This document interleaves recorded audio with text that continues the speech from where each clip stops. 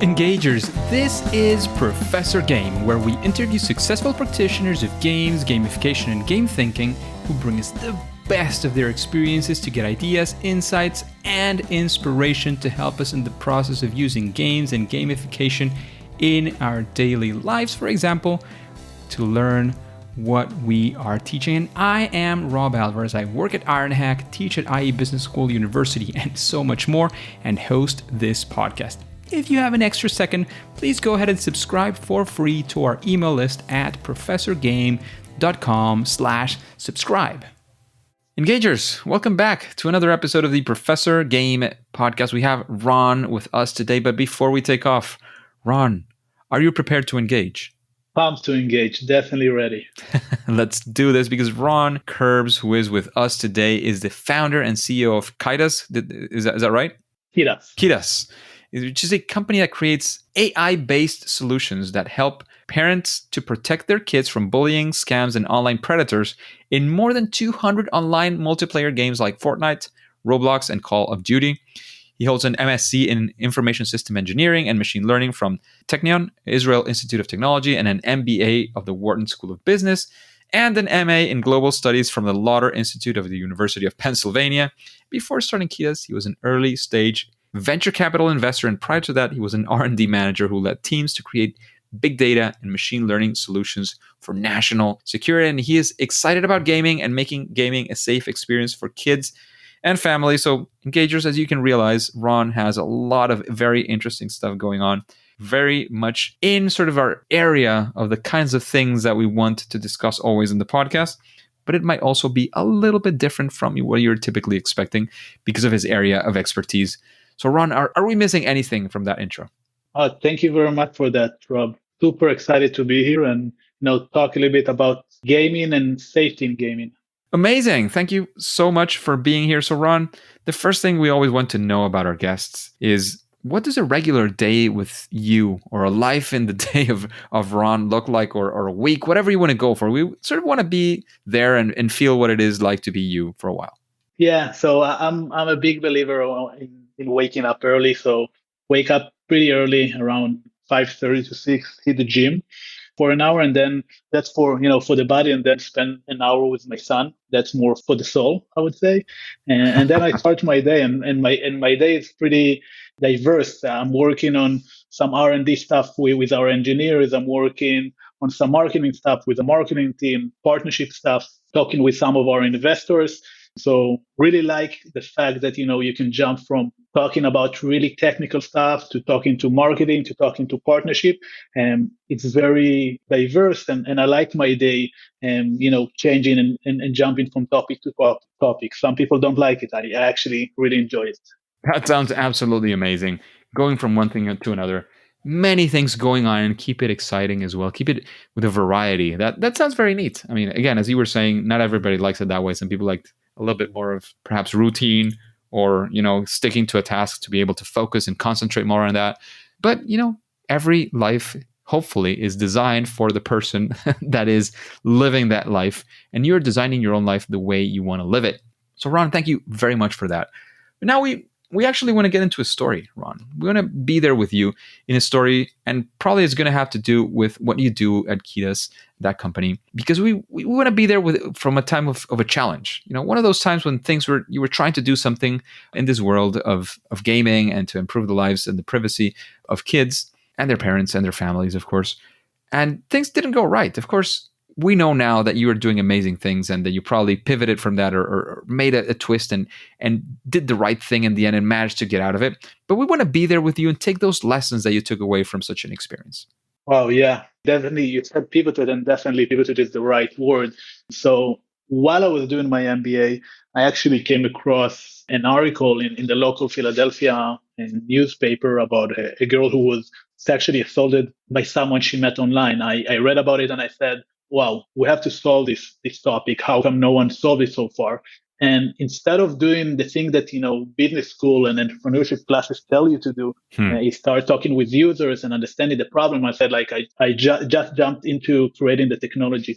So I called one of my friends and said, okay, let's create something that can detect those kind of scenarios. So we created an Android app that detect those kind of things in social media, in Snapchat, in Instagram, but we were marketing it to the US market. And a lot of the users that we were marketing it to, and the kids of the users, the parents that we were marketing it to, were actually iPhone users. So we worked so hard on creating the technology, on solving a problem that we actually didn't solve it to the market that we're aiming for.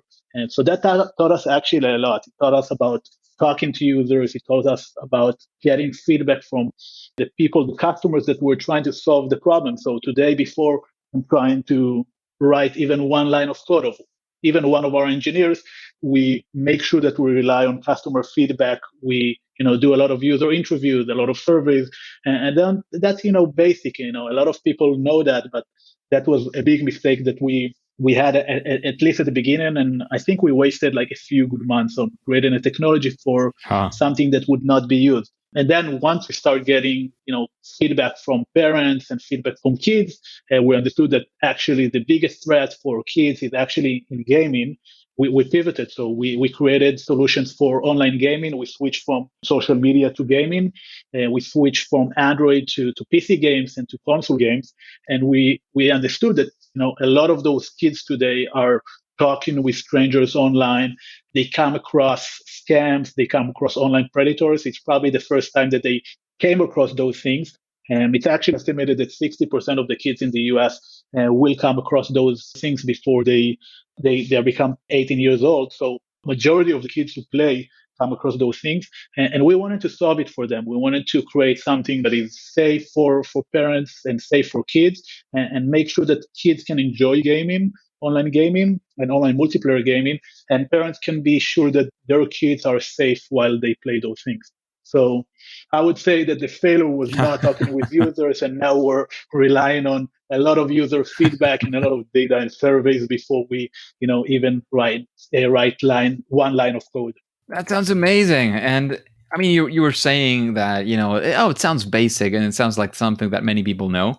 And so two things. Of course, one, you know it. It's not going to happen to you again, probably, or it's going to happen in a different level, at a different way. And it's something that many people talk about. But until it happens actually to you, you might sort of consciously know what's there, but then subconsciously you kind of say like your subconscious is as well, like fighting you, and like, you know what you're doing. Your company is so good, and the things that you're doing you already know. So actually getting yourself to be humble enough in a way of saying, like, you only know what you know. And what you don't know, you have to go and figure it out. And that means going out to users, going out to doing that research is something that is crucial. It's fundamental in all the stages of entrepreneurship. And definitely whenever you are creating a game, whenever you're creating a gamified solution, it is crucial as well. And we've discussed this at a certain point in many interviews before, but it is always a point that I love to stress, especially to make sure that we understand that we are creating something for some people. And typically those people are not us. So whatever is in their heads is not in our heads, and we have to go and find that out. So Ron, thank you very much for sharing. For sure. And also, I also have to mention that, sometimes we're, stuck in a bias sample. So, all of our friends use a specific technology or a specific game, but we fail to understand that, our friends group, our circle is not necessarily representing all gamers out there, all of our audience out there. So it's very important to not just ask your friends, ask your family members, ask your close circle. Make sure that you have some representative sample of the target audience, the people that you're trying to solve the problem for. Absolutely. And asking friends and family is not a bad thing. It's just realizing that they're your friends and family. Feedback is going to be a little bit different as well. And sometimes your friend and family are part of the target audience, but pretty often, and actually most often, they're not. so make sure you also get some other feedback as well. Thank you very much for all those insights, Ron. And actually, let's spin that around. Like, can you tell us a story? Maybe it could be the success story of how Kidas came to be after, sort of this pivot. Because we want to be there with you and perhaps assign some of those success factors, and we want to sort of learn from that experience as well. Yeah, so I think one of the happiest days that we had at Kidas was the first time that we actually detected something dangerous for kids. So we had a child who shared his parents' credit card information, and we alerted parents about it. We detected it. Someone convinced the child to give him the credit card information, and we detected it. And while it was, it was an alarming, we had to send message to the parents to alert them about them, to let them know that their credit card details have been exposed. While it was very alarming for them, and it was, weird situation, because on one hand, it's very alarming. It's a sad moment for them, but it was very happy moments for us, in the sense that we were able to detect it, and we were able to protect this child and family from those kind of things.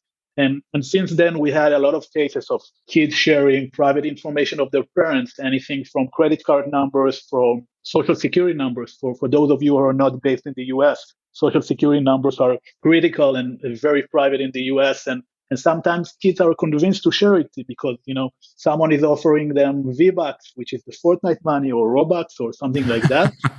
And they're young, and they're naive, and they've never seen that before, and they assume that other people have good intention, and that's what we're trying to help them solve. So while they're in the young ages of usually it's 8 to 13, and they're still naive, they still don't have enough of experience to understand when they're talking with an online predator or a scammer. Our technology alerts them and their parents about those situations, so they can solve those situations before it becomes more serious. And sending a credit card number is serious, but it's not the most serious situation that we've had. We had kids planning to meet strangers in real life, people that they've never met in their lifetime, just because they talked for once on Fortnite. So those are some of the aspects of our technology and what we try to solve for kids. And that's success. Every time we find those kind of cases and we alert parents, we know that it's a very tough moment for them. No one wants to get this message from us or from anyone else about their kids, but it's a very happy moment for us knowing that we saved someone out there. So that's what we wake up in the morning for. Sounds like an amazing mission, an amazing statement of what you guys are doing and achieving. Of course, and again, protecting privacy amongst others. I don't want any sort of personal or super specific details. But if you can tell us maybe one of the stories or something that, one of those times where, this actually happened, or where that inspiration for you came from. I don't know. I really enjoy if we could have a little bit, like, deep dive a little bit further if possible. Yeah, so of course I would not share names of kids and parents, but I would share the case in a general sense. And I talked with the mom of the child, so I feel free to share it. So we had one child who was actually extorted by his classmates from school. They wanted him to send them Robux, the money of Roblox, and they threatened him to hit him in school, to do a bunch of stuff that were very frightening for him. And we were able to solve the situation for the parents. And they noticed that something is weird, but they weren't sure what is happening, because they knew that he was talking with his classmates, he was talking with people he knew from before. So they weren't concerned, because they said, okay, that's not like an online predator, it's not a scammer. We know those kids, we know the parents of those kids.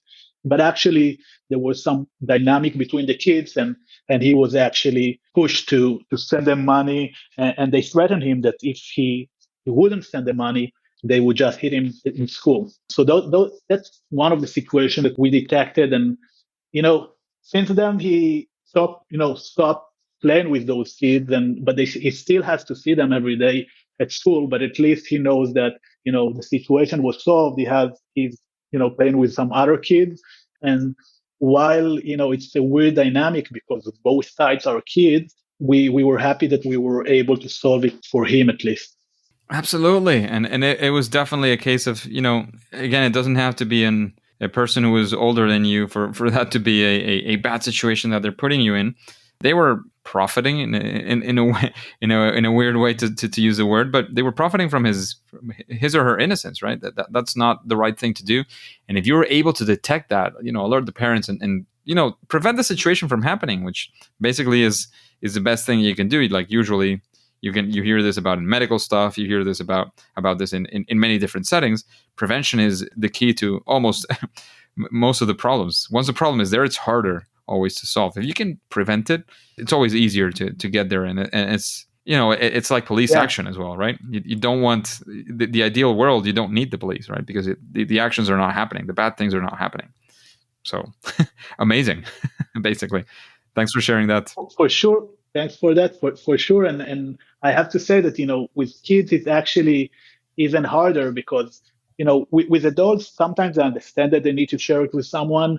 And with kids, sometimes they're embarrassed. They're embarrassed to admit that they're being bullied by their classmates. Sometimes they think that they are the problem. They're blaming themselves. So even though in most cases it's not their problem, it is their problem, but it's not their fault, they're too embarrassed to admit it. And when they don't admit it, no grown up, their parents, of course, cannot help them because they don't know about the situation. Absolutely, absolutely, and that's key to. I mean, it's the only way for the parents to get to know if the kid tells them. But now you have a system that helps, basically helps the parents know as well, right? Yeah, for sure. And our goal is not, to be a spy. Our goal is to make sure that kids and parents have an honest discussion. So parents get, a report, an alert about something. We don't share all of the details. We tell them, yeah, it happened in specific game at this time. What happened, but they don't get full transcripts and they don't get voice recording or anything like that. But we also offer them some ways to deal with the situation. So basically, they get recommendations from psychologists that work with us on how to talk about those topics with their kids. Do they need to inform law enforcement? Do they need to, talk with their kids? Maybe they need to talk with the parents of the other kids. Because one of the things that, most parents do is tell the kids, you're not playing this game anymore. But actually, that's in most cases, that's actually the worst thing that you can do in a situation. Gaming today for those kids is actually their source of social aspect of their life. So a lot of those kids spend a lot of time to socialize with their classmates. When you say to one of those kids that you cannot play anymore, you're basically preventing them from hanging out with their friends. So in most cases, I have to admit, preventing them from playing the game is not the right answer. And that's one of the things that we're trying to do with recommending them how to solve the situation. We do believe that gaming has a lot of positive aspects, and it's great for kids. It's great for the development. It's great for learning new skills, for socializing with other people online, as long as you do it in a safe way. And our goal is to make sure we're allowing kids to do it in a safe way and mitigating the risk for them. And an amazing thing that I find about what you're commenting, and I'm assuming this from your solution. I don't know if it's been around for long enough, but at least you probably have an hypothesis, right? That once these kids learn how to play in a safe environment, this is something that sort of splashes over to what happens after, right? Now they're 18. You don't share that with their parents. I don't know if they can still be in the app and they get their own notifications. I'm not going to get into the details of that necessarily, but it's more of the mindset that they have now. Like, one of the biggest threats, I've been told, at least, I'm not an expert in cybersecurity in any way, is usually us as humans, right? We are the biggest hole in cybersecurity. The only way sometimes to penetrate a system is because of the errors or the mistakes that we commit as humans, right?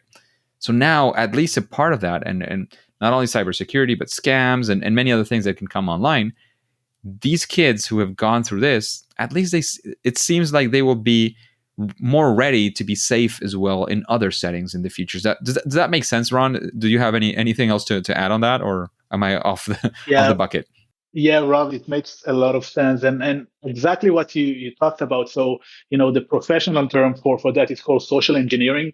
So tricking someone to do something that they don't plan to do. So tricking someone to share their credit card number or their parents' credit card number or a social security number, or maybe something like very meaningless. It seems, at least at the beginning, meaningless, like parents' work schedule. But then this online predator should know, okay, when can I come to this child home, or when I can. So social engineering is huge in the world of cybersecurity, phishing attacks, and some other stuff. And yeah, by educating those kids how to deal with those situations, what to look for in the early days, we're basically creating them and preparing them for the life, as gamers, and internet users in the future. We don't plan them to use it when they're 18 or even when they're 16.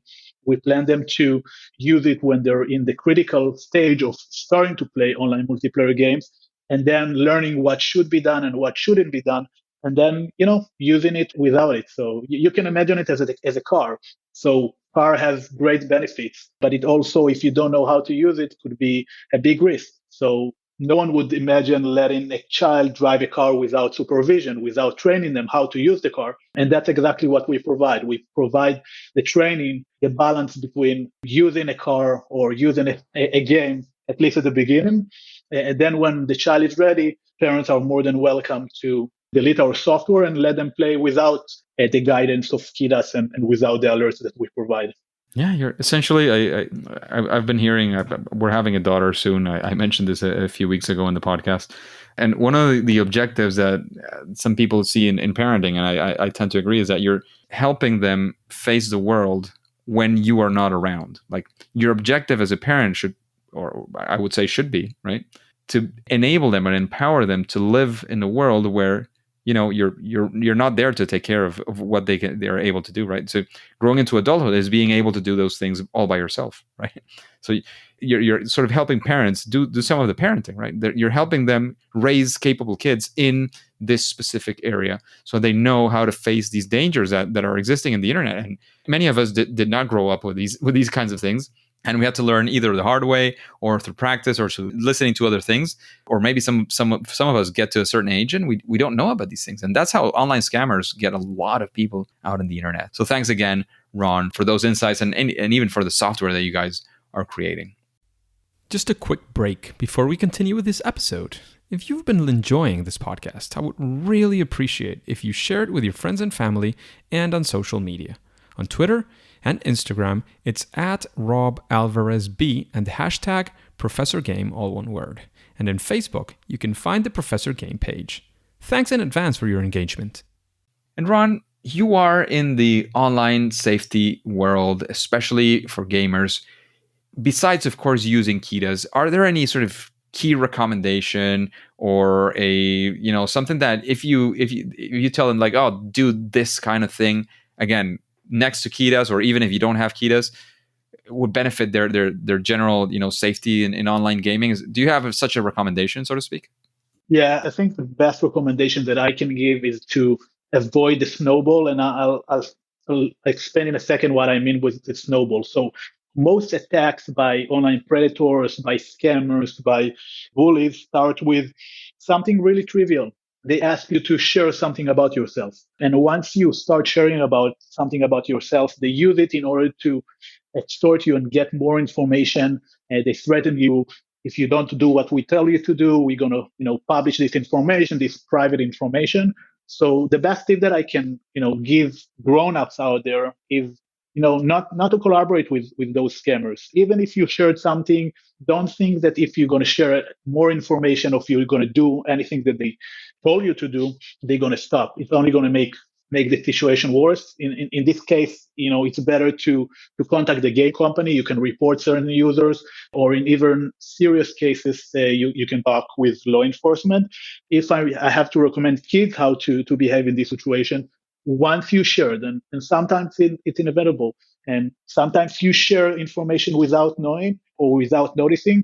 Once you notice that you shared something that you probably shouldn't have shared, talk with your parents about it. Like, talk with a grown-up about the situation. Don't be tempted to be too embarrassed to talk with someone about the situation, because it's only going to make the situation way worse for you. Very good recommendation. Don't get into the snowball, because it only gets bigger. The faster you stop the snowball, the easier it is going to be. So thank you very much for that recommendation. And Ron, you mentioned that you've heard a few interviews as well of the podcast. Now have heard some of the questions, or at least the twist that we gave them, so that you could provide the value that you have from your knowledge. Is there somebody that you would be curious to listen to, like answering these questions, sort of a future guest for this podcast, for Professor Game? Yeah, I think like one of the people that I would invite is actually a person who helped me a lot throughout our journey. Is actually an investor in Kidas. And his name is Rob Seaver. He actually started a company called Vivox. At some point, he sold it to Unity. And he's basically one of the first people to believe in online gaming and multiplayer voice chat. So Vivox, his company, created the way for players to communicate with other players using voice chat. And he's been super helpful and super knowledgeable about gaming and most of all about gaming and interaction between gamers. What does it mean to interact, how to do it in a high scale way, and what is online gaming and communication in gaming and how should it look like. So I would be super interested to hear Rob talking about those kind of things. And he's been, I can say, a mentor for me in teaching me about online gaming and online interactions within gaming. Amazing. Thank you so much. That's sounds like a very interesting character to have on the podcast for sure. And Ron, talking about recommendations, perhaps this would be more in your sort of in your ballpark. Is there any book that you would recommend to the engagers, perhaps to know more about, online gaming and security and safety or cybersecurity? I don't know, whatever you want to recommend to this audience. Yeah, one of the things that I would recommend is actually not related to gaming, not related to cybersecurity, but is relating to almost anything. So one book that I really liked and read recently is called Influence. I think that the author is Robert Cialdini, if I'm not mistaken. And I think they teach it in business school. You probably know it or heard about it before, but basically gaming is all about group and group dynamics. And, the book teaches you how to influence people in group dynamic, how to use some psychology to change people's mind. And it's relevant for everything, for convincing people, for building product, for building communities. You talk in your podcast a lot about gamification and, affecting people and training people. And when you know those psychological effects, it's way easier to convince people to use your solution and also to teach them how to perform the job, because, there are certain things that we're all biased towards and, that we're all acting according to. And once you know those things, it's much easier and, things start to click. And so that's one book that really affected me, and I really recommend the engagers to read it. Amazing. Yes, an amazing book. I definitely have read it. I actually have it in my library right behind me. I couldn't find, at the time I was looking for it, I haven't looked for it again, a new one. So I had to purchase a used book, and it was in perfect condition, so I can't complain. But it was a curious thing that that at least at the time, they didn't have any new editions. Very, very good book. I honestly recommend it as well as Ron. So talking about recommendations, we've talked about, other people to interview. We've talked about books to read that could be interesting for the audience. But what would you say in your case, for you, what is your superpower? That thing that you do at least better than most other people? Yeah, it's hard to say, but if I had to choose one, I would probably say that I'm, a connector of topics. So I wouldn't say that, I'm the best programmer. I wouldn't say that, I'm the best marketer. I wouldn't say that I'm the best gamer. But since I have a little bit of understanding in all of those fields, and I think my superpower is to be connector, to absorb a little bit of information from gaming and from the technology side, from the machine learning side, and from the marketing, and to combine it to something pretty new that, someone who's just a gamer or someone who's just a developer wouldn't think about. So I think if I had to choose, I would probably say that that's my superpower. Amazing. Thank you for that, Ron. And this one is a question that I think it's also going to be difficult for you, because it is all about understanding what would you say is your favorite game? Wow, that's a big one. So I grew up playing a lot of games. Like I grew up playing console games. I think I received my first PlayStation growing up. I think the first game that I played on PlayStation was NBA 98, I think it was back then, or maybe 95, I'm not sure. So I played a lot of sports game. I played a lot of FIFA. There was a camp, some of my friends were playing FIFA. Some of them were playing Pro Evolution Soccer. But I definitely... Massive divide, no?